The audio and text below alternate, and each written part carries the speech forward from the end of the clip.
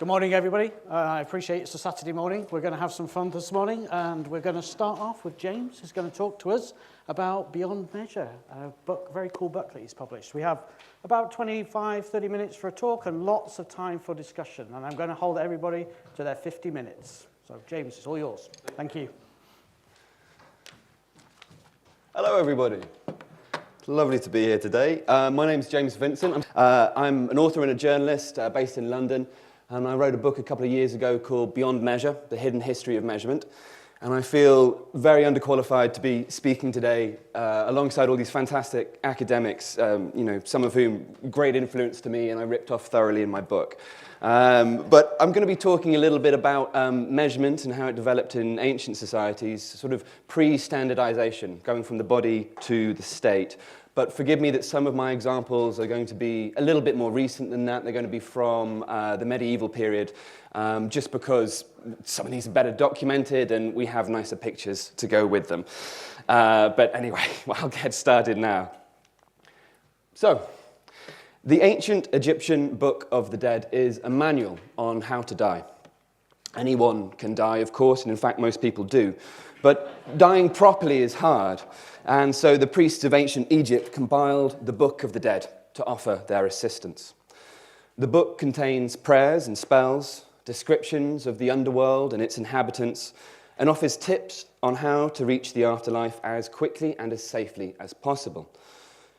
One of the most important parts of the Book of the Dead is spell 125, what's known as the negative confession, in which supplicants must declare to the god Osiris, lord of the underworld and resurrection, their innocence of various misdeeds in their life. There are usually 42 declarations in total. It's a broad catalogue of sin, going everything from murder to blasphemy, and it also includes the following measurement-related statements. I swear I have not diminished the palm measure. I swear I have not falsified the cubit of the land. I swear I have not added to the weights of the balance, and I swear I have not nullified the plummet of the scales. Now, after this declaration, the dead would proceed to a final test. Their heart would be placed in a pair of scales opposite a single feather, representing Ma'at, the goddess of truth and justice. If their sins outweighed the feather, then their heart would fall to the floor to be eaten by Ammit, the crocodile-headed demon. But if the scales balanced, the dead could proceed to paradise, an endless expanse of lush grassland known as the Field of Reeds, which resembled nothing so much as the Nile Delta in bloom. Now, these narratives are rich, they are vibrant, they are theologically intriguing, but more importantly, they tell us a lot about measurement in the ancient world. Read the Book of the Dead, and you will see that not only is the proper upkeep of measuring standards so vital to society that you must swear to the gods that you haven't fiddled with the scales, but measurement is even the tool by which the righteous are sorted from the damned, the innocent from the sinner, the means by which you find your way to heaven or to hell. All of this invites some important questions. Where did these measures come from? And why did they become so important to ancient societies that they could form part of the final judgment? So, to begin answering these questions, I think it's helpful to consider what makes a good measurement in the first place. Now, coming up with definitions for this is a difficult and contingent process, but I like one gloss given by the philosopher and historian Robert P. Crease. Crease tells us for a unit of measure to be successful, it needs to have three qualities. It needs to be accessible, it needs to be appropriate, and it needs to be consistent. Accessible, because for most of its history, the discipline of measurement has been something done with the eyes and with the hands. So you want to use units that are graspable and familiar. Appropriate, because while you can measure a mountain with matchsticks, it takes too long. So the unit must fit the subject. And consistent, because measurement is an activity that strives to create facts, to manufacture reliable information about the world that can be shared across distances and across cultures. So, as with any form of language, there needs to be agreement on what things actually mean. So, imagine you have no rulers, no tape measures to hand. Where do you find these three qualities in the world around you? Let's go back to 4000 BC, where we have the first evidence of systematic forms of measurement, and when, not coincidentally, humans first began to settle in large communities, building cities and towns in the Indus Valley, in Mesopotamia, and in ancient China and Egypt. In these places, in order to create the first units of measurement, humans turned to their own bodies. As the ancient Greek philosopher Protagoras put it, and I'm sure I apologize for the cliche amongst the measuring people here today, man is the measure of all things. And in the ancient world, this was true in both the metaphorical and a literal sense, as all the ancient measuring systems we know of derive at least some units from the human body. So you can see an example of this in the image behind me. This shows a carving known as the metrological relief, and it dates to around 430 BC in ancient Greece. In it, you can see some basic Greek units of measurement and the body parts they correspond to. So if you see above what would be on the left of the image here, you obviously have an imprint of a foot. In the forearm, you have a cavity, which is formed by the fist. And of course, you have the outstretched arms, which is representing the Greek unit known as the orgia, which literally means outstretched, and it's what today we would call a fathom. So these units are familiar to us, but some cultures have turned the body into a fantastically rich index of measurement.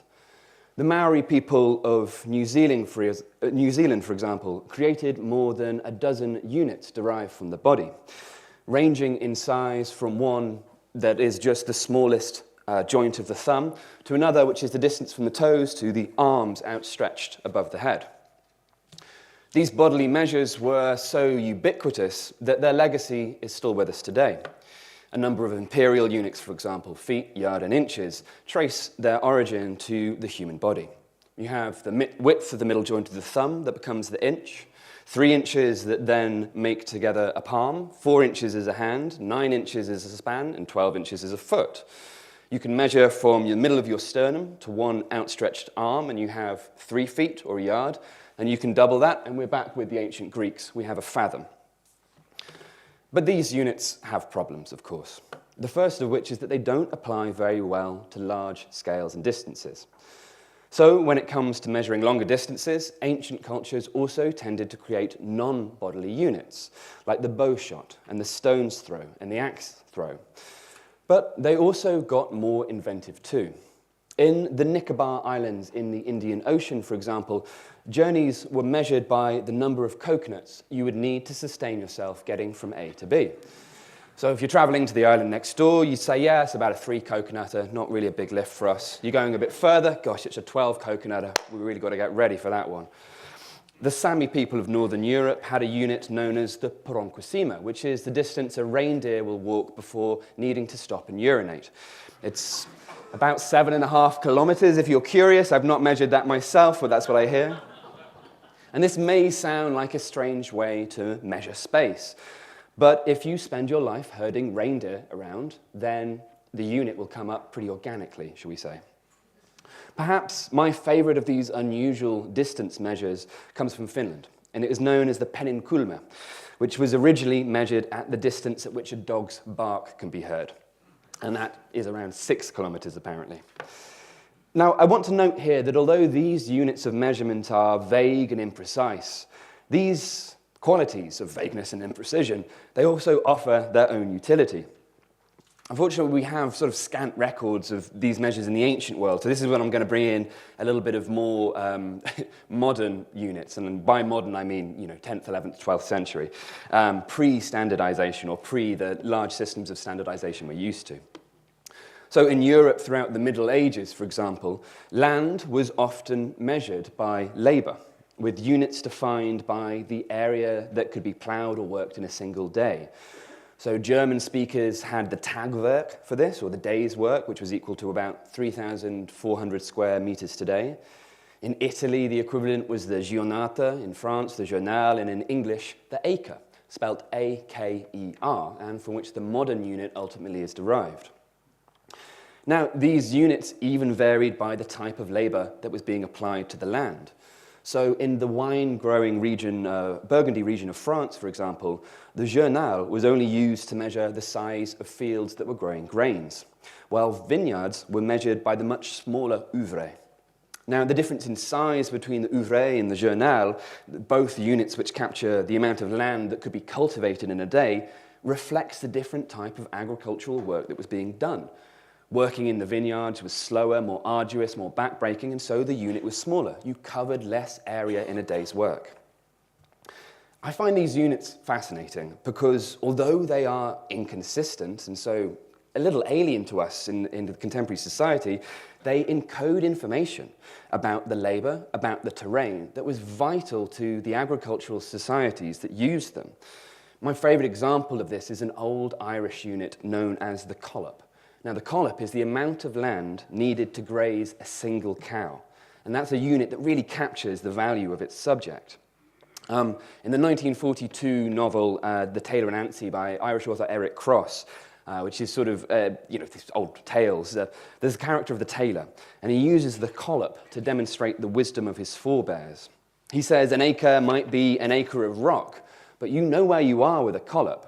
He then goes on to disparage a neighbour because he boasts of owning 4,000 acres, but he only has enough land to graze 4 cows. Ultimately, though, I think the broad history of measurement shows that the utility of these sorts of variable units is outweighed by the benefits of having consistent standardized measures. And particularly when it comes to measures, units derived from the body, we'll have all sorts of evidence of people recognizing and then trying to overcome this challenge. So some old Chinese systems of measurement, for example, distinguish between units derived from female and male bodies. In Ethiopia, there was a documented practice of different villages having a designated measurement man. He was someone who'd come with you on market days when you wanted to buy goods. And what made this man useful? Well, he was the man in the village with the longest arms. So whenever he went to measure a length of cloth, you knew you were getting a good deal. There were also other ways to overcome these inconsistencies. And again, I apologize for using more recent examples, but the historical record is just a bit richer. So we have King David I of Scotland in around 1150, who defined the inch as the thumb length measured across the root of the nail. But he also added that this value shouldn't and can't be taken from just anyone's thumb. You must take the average of 3 measurements. You must take 3 men, one mekel, meaning large, one of measurable stature, average size, and one is little. And then you add their measurements together, divide by 3, and you get the inch. And here's another example, which is from the medieval era again. This is an illustration from a maths textbook by a German Rechenmeister or Reckoningmeister called Jacob Kerbel, and this was published around 1600. There are lots of editions of it. Now, this illustration shows Kerbel's method of attaining the length of the rood, a long measure that appears all over Europe in this period and also known in English as the rod. Now, to attain the lawful and rightful rood, says Kerbel, you must wait outside the church on Sunday and then, quote, bid 16 men to stop, tall ones and short ones, exactly as they happen to come out. Then you line them up, heel to toe, as they are here, forming this conga, and measure the total span of their feet. Now notice that Kerbel says very specifically that you pick the men at random. You have the tall ones and you have the short ones. Like King David, he is using averages to smooth out these variations in the human body. But the problem of inconsistency in older measures also creates opportunity for the enforcement of measuring standards, which becomes a very important function in early states. As societies advanced and became more complex, if they wanted to do things like map out territory, build cities, collect taxes, conduct trade, then all this activity benefited hugely from standardized units of measurement. The historian Theodore Porter describes quantification and measurement as technologies of distance. That is, they allow you to share information beyond your immediate environment and experience. This sort of sharing of information is vital for the creation of states, who must administer and oversee the world at a distance. Now, we can see this connection between the state, authority, and units of measurement in one of the most famous artifacts of the ancient world, the Louvre stele, which records the Code of Hammurabi, one of the world's oldest legal texts. It dates to around 1750 BC from ancient Babylon. Now, not only does the Code of Hammurabi itself contain a number of rules about measurement, things like punishing traders who give you a short measure when you buy from them, but the iconography that we see in the stele encodes this connection as well. So we've got the full stele on the left here, and then on the right is the close-up of the relief carving at the very top. Now, the standing figure on the left is King Hammurabi himself, and the sitting one is the Babylonian god of justice, a solar god named Shamash. Shamash is handing over 2 items to Hammurabi. You can see them there in his hand. Kind of hard to see at this distance, but you can see there's a long upright stick of some sort and looks like a coil of something flexible. Obviously, there's a lot of disagreement about what exactly these are, and we don't know for sure, but some archaeologists suggest, and I think it's quite plausible, that these are measuring tools. Essentially, what Shamash is handing over to Hammurabi is a ruler and a tape measure. This, I think, shows that measurement is seen not just as something practical and something useful, but something that helps build civilization itself, something that is so important that it must be handed down by the gods. Now, all this is very well. Measurement is useful. You create units of measurement from the body, and the state then derives authority from the standardization of these units. But what do you do with all this? Well, to answer this question, I want to return to ancient Egypt, and particularly the way that the ancient Egyptians used measurement to harness the power and the resources of the Nile.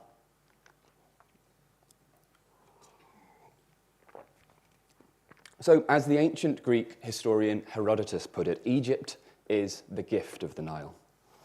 Ancient Egyptian civilization simply wouldn't have existed without the river and its reliable pattern of flooding. For millennia, it clotted thick, rich mud onto the landscape, and into this terrain, crops could be planted to ripen with minimal watering. Even today, the Nile still provides 95% of the water needed by Egypt. To marshal these resources, the ancient Egyptians created a sophisticated system of measurement, with cubit measures of length as their most important unit. The word cubit in English comes from the Latin cubitum, meaning elbow, and the unit was defined roughly as the distance from the elbow to the fingertips. This measurement varied over the millennia that the ancient Egyptians were about, but there were also 2 major variations. We have the royal cubit and we have the common cubit. And the royal cubit was about 21 inches and the common cubit was about 18. Now, to make these measures consistent, the Egyptian state created cubit standards, like this one here. This is actually a replica rather than original, I believe, which were stored in administrative centers and in temples. You can see that these rods are subdivided into smaller units, like finger widths and palms, and they were carved from wood and carved from granite. During important construction projects, overseers mandated that their underlings had to check their personal cubit rods against these master standards, ensuring that there was consistency in measures, at least for the duration of that project. And again, these tools took on symbolic power as well. We have examples of cubit measuring rods covered in gold that were buried with ancient Egyptian notables, including the architects who built the pyramids. Clearly, the Egyptians recognized the power afforded by wielding units of measurement. Now, the cubit not only helped in construction projects, but also the division of the land. During the Nile's annual floods, the waters would often destroy the boundaries of the farmland built alongside the river, and it was the job of a specialist team of surveyors known as the Harpendonoptai, or the rope stretchers, who restored order to the land. Using knotted ropes that were stretched tight to avoid sagging, they would redraw the boundaries of the land after each flood, minimizing dispute between farmers and ensuring that productive land was not wasted. However, there's one example of measurement in the Nile that I think is particularly evocative and central to the creation of the Egyptian state. It's an instrument known as the Nilometer. As the name suggests, the Nilometer was a specialist measuring tool used to gauge the depth of the Nile's floodwaters each year. These are essentially giant rulers, and they were marked in cubits and built either as freestanding columns in the water of the Nile itself or carved into the banks of the river.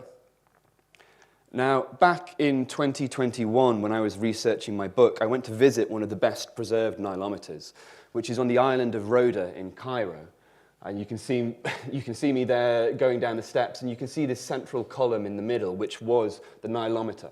Now, this was a well that was open at the bottom. It's now been blocked up, of course. The island of Rhoda stands in the middle of the Nile, and they would let open these floodgates at the bottom of the well to see how far the Nile was going to flood. And you can see there are, measurers incised into this column, and those are measured out in cubits.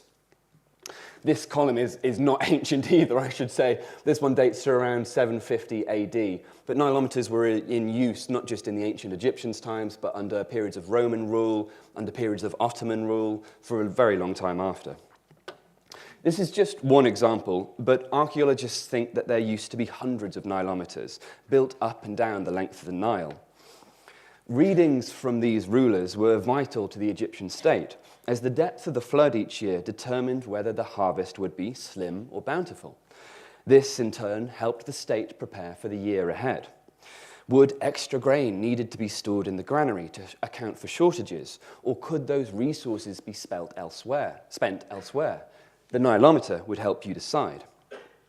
In the 1st century AD, when Egypt was under Roman rule, the historian Pliny the Elder describes how readings from a Nilometer at Memphis, the ancient capital of the Egyptian state, were used to gauge the country's fortunes. This is the quote from Pliny. When the water rises to only 12 cubits, Egypt experiences the horror of famine. When it attains 13, hunger is still the result. A rise of 14 cubits is productive of gladness, and a rise of 15 sets all anxieties at rest. But an increase of 16 is productive of unbounded transports of joy. It's a lot to get out of a ruler. So this number of 16 actually seems to have been so well known that it appears in other settings. So here we have an allegorical statue that represents the Nile as this sort of recumbent and muscular figure. This is actually an 18th century copy. This is from the Vatican's archives, but the original dates back to the 2nd century. You'll notice that there are these figures of children, these putti, dotted around the Nile. And if you counted them all, there are 16, representing the ideal flood depth of the Nile. Now, what I love about Nilometers is that they weren't just administrative tools.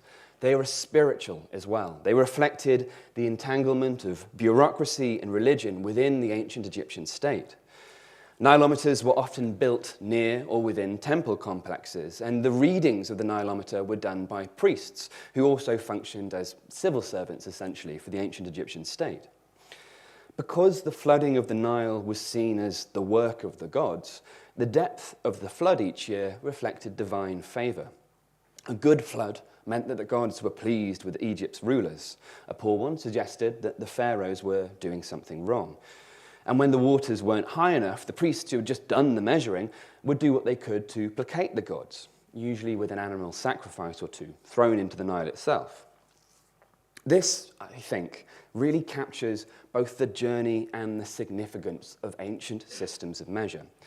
You have a unit, the cubit, derived from the human body that all men and women carry with them. It's then standardized by the state. It's built into standards that are distributed around and used by the priesthood and builders. And then you have that cubit turned into a tool like the Nilometer, which is not only used to organize the operation of the state, but also to predict its fortunes. These measures are so significant then that they take on this quasi-religious importance. You start measuring the world around you, and you end by measuring the favour of the gods themselves. Thank you very much. Thank you, James. Thank you. So we have plenty of time for comments, questions, and discussion.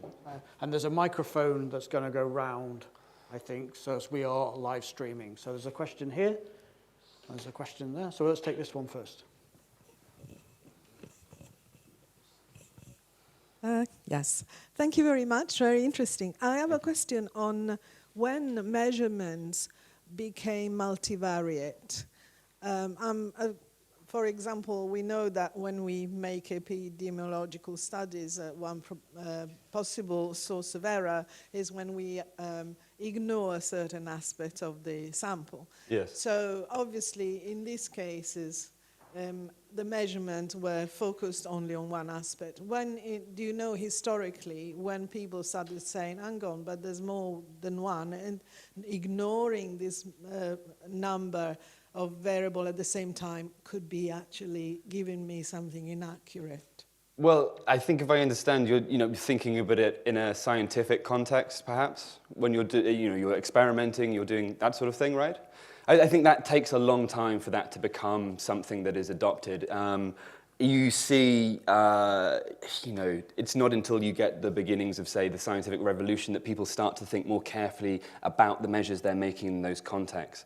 There's obviously some recognition of variability in the measures, like with the bodily units, you're trying to average them out. But I think that really comes a lot later that people begin to take that sort of thing seriously. So basically, it takes a step forward into applying the mathematical models to measure it. Yeah, 100%. Thanks very much. Yeah.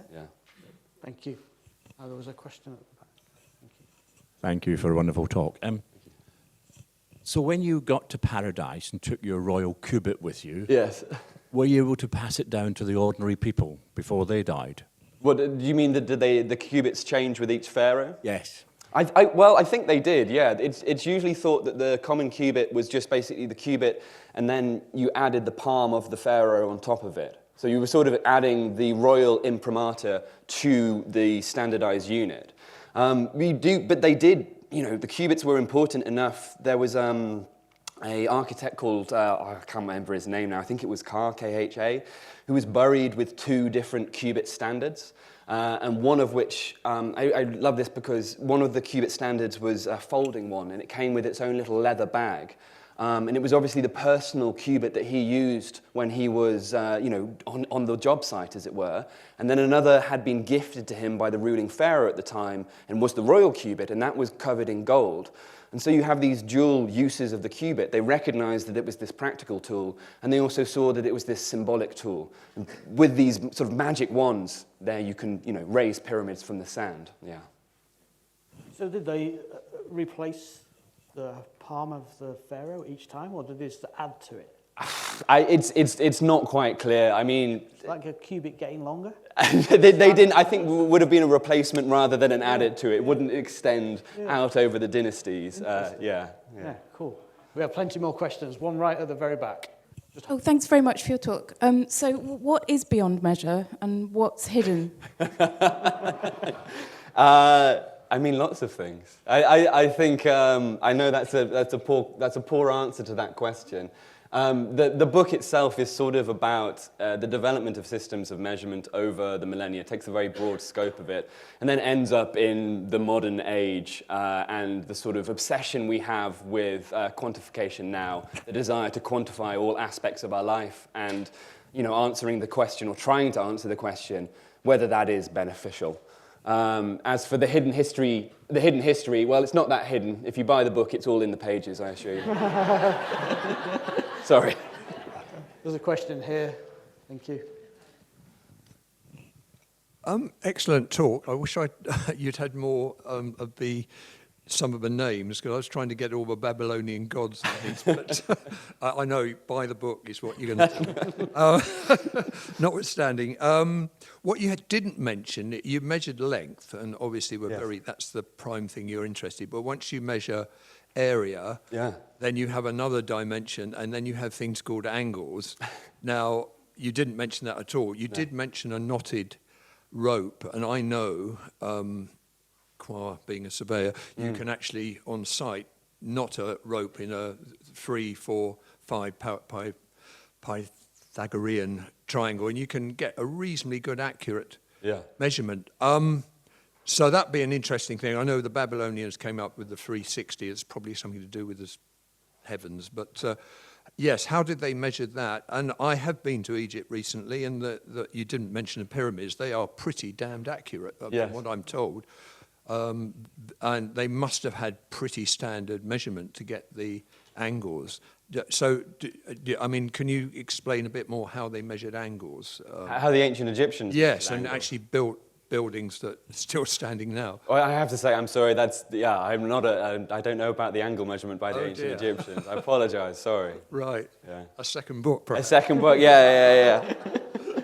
Excellent, thank you. Question in the middle at the back. Thank you for the talk. You said there were numerous Nilometers along the Nile, and then you also said the ideal measure was 16. So the question is, were these all calibrated at the same time, or how do they, because obviously the Nile's got different depths and the wells must be at different heights. So how do you get the ideal measurement of 16? Well, yeah, they had different standards for whereabouts the Nilometers were placed up and down the river. The quote I have from Pliny was based on the readings from the Nilometer at Memphis, which, as I said, was the ancient capital. So that was seen as, one of the more authoritative. Represents that one specific Nilometer. Exactly. Right. So it did vary, but I think 16 took on this symbolic importance because of the association with the capital. Yeah. Cool. There was a question in here. There's a question here. Thank you again for a really interesting talk.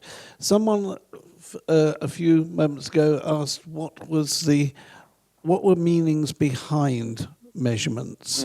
And I wondered if you'd looked at any of the documents of Masonic work. I know we're going back to only the 17th century, but there it would appear that measurement is also used to indicate morality, the way to become a better person. And I wondered if you had studied any of that as well. I hadn't studied the Masonic connection directly. I do write a little bit about pyramidology, the conspiracy theories that emerged around the measurements of the pyramid and how that sort of became its own thing during 18th and 19th century. But I do think the connection you bring up between morality and measurement is fascinating. It's why I have the the judgment of the heart, the weighing of the heart. Obviously, it was such a good symbol that even though there is no mention of any of this in the Bible, we still adopted it, which thought in Christian iconography with St. Michael, who is often shown with the scales. And that came via the Coptics.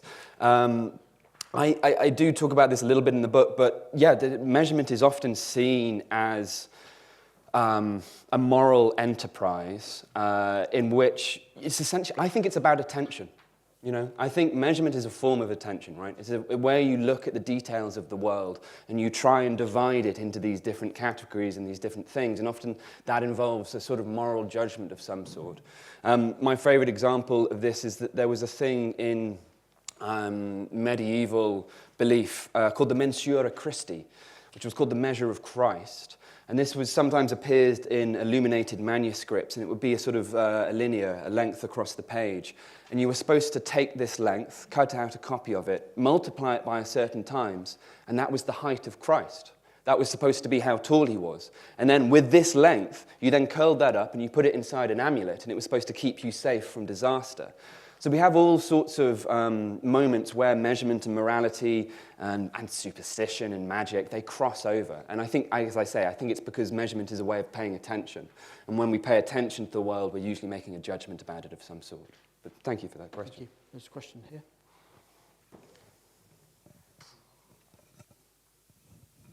Thank you for the talk. You said at the start that you're a journalist, so I was wondering what motivated you to do all the research and write the book?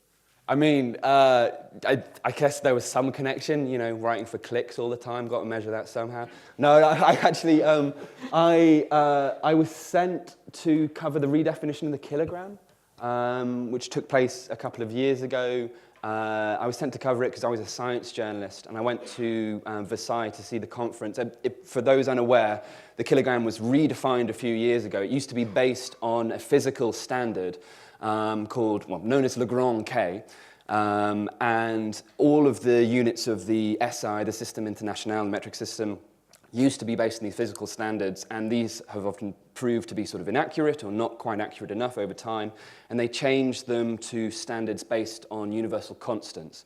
The kilogram was the last to be changed over in this way, and I went there not knowing anything about measurement at all, and started talking to people, and I just found it incredible. I was just like, I didn't know that there was this whole system built to sustain what is such a crucial part of the modern world. I just think without a systematic system of measures, the world wouldn't exist as we know it today.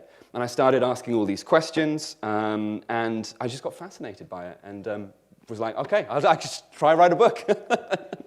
Thank you. Excellent, thank you. There's a question over here.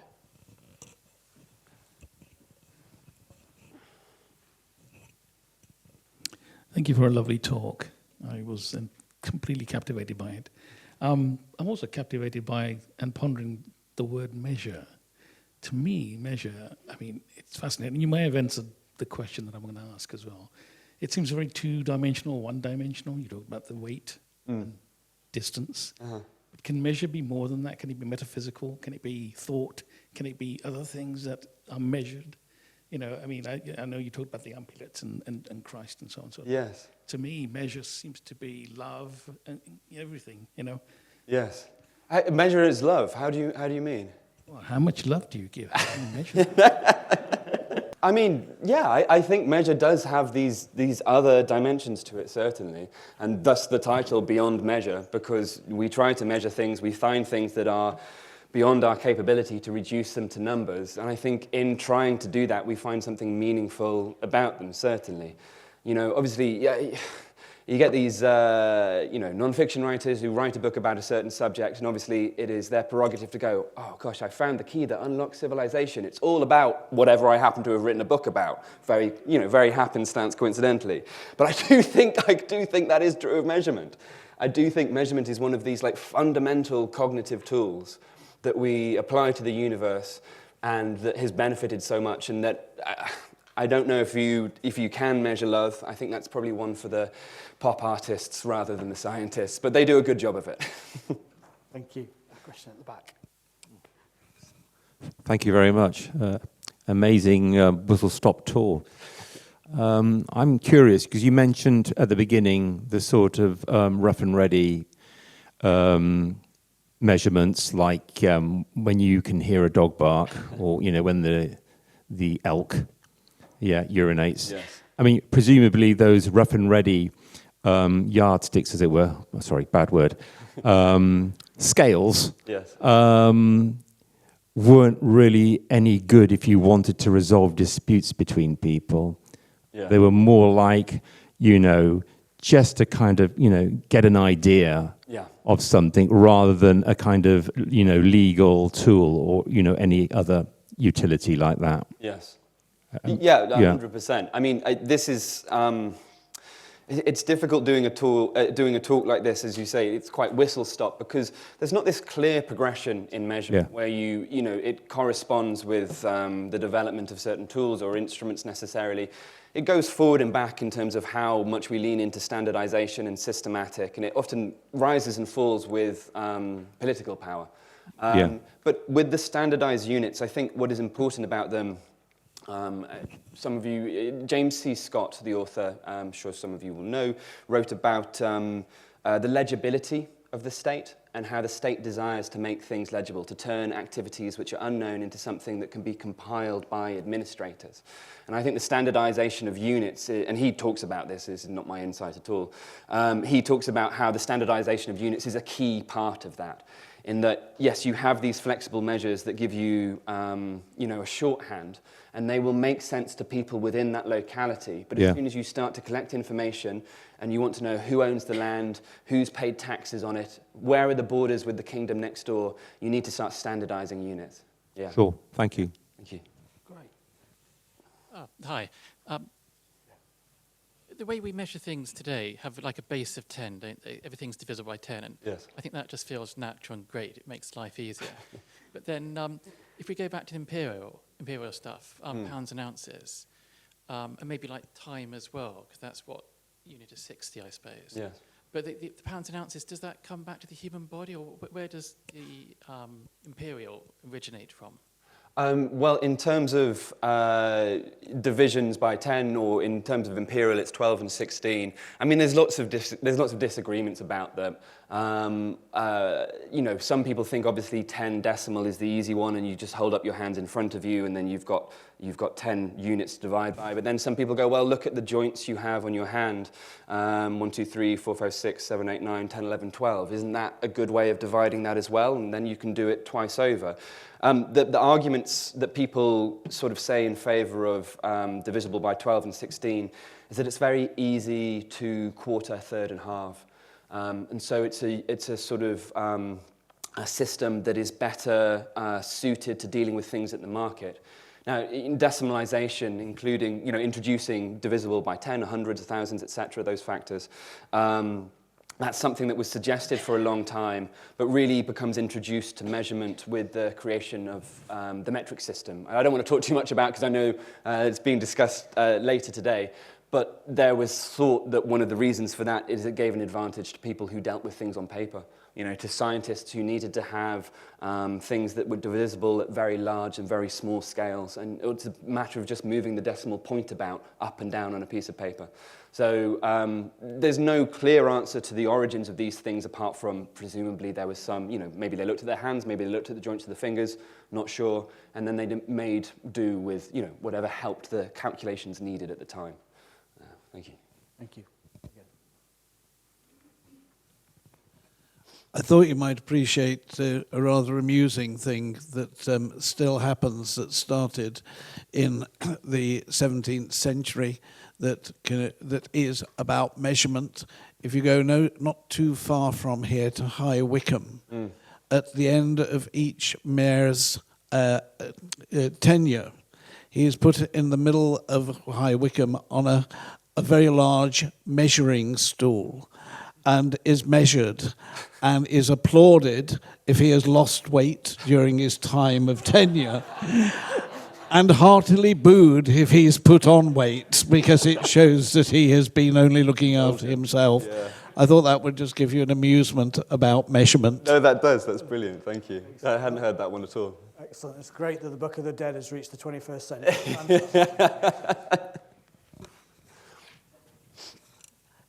What I found interesting was your measurement of the cow field, and actually how useful the utility of that field. Yeah. So it just struck me as actually choosing the unit you're measuring something in to sort of massage your figures, as it were. And I guess if you're a journalist, are you measuring clicks? Are you measuring seconds of engagement? And as a teacher, we're constantly measuring children, but choosing which unit or aspect you're going to measure to kind of make yourself or your business look better. I think it's still really pertinent that actually, although we have these SI units, most of the world is measuring things in units that reflect the purpose or make you look good. So I just thought it seemed interesting that even back in Ireland, cow fields, they got it straight away, then going, well, what is the point of having 40 acres if you can't actually raise more than 4 cows? Yeah, no, exactly. And it ties to the point about this sort of standardisation of units. Obviously, that is knowledge, the collop, that is interesting and pertinent to the local, and sort of,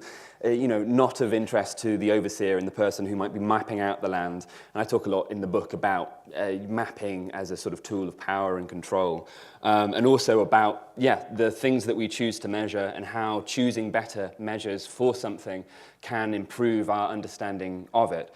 Though I think, in the modern world, Goodhart's law, as it's known, once a thing becomes a target of measure, it ceases to be a useful measure, because you start producing work that suits the measure rather than the underlying production that you're trying to achieve.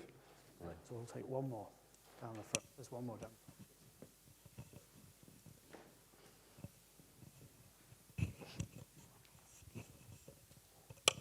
Thanks. you concentrated understandably on ancient Egypt and the medieval period in Europe. I wondered how much is known about measurement in ancient China, say in the sort of Confucian period, and is there any connection between measurement and the philosophical schools that were developing in that period of Chinese history? I can't speak to any connections between the philosophical schools.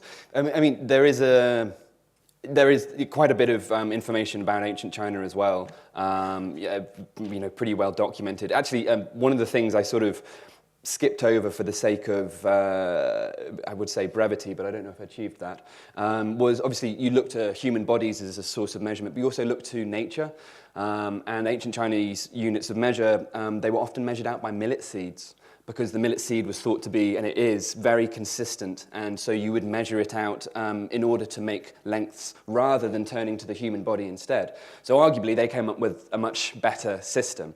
And there is some examples I remember which might connect with the philosophical schools about there was a system of note lengths that were derived from millet seeds.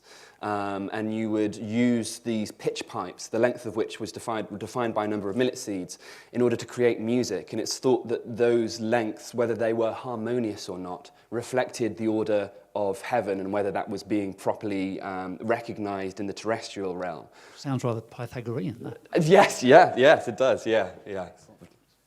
Okay, thank you, everybody. Thank you very much, James. We'll move on. So, great. Let's thank James for a fantastic talk. Thank you very much, everyone. Appreciate it.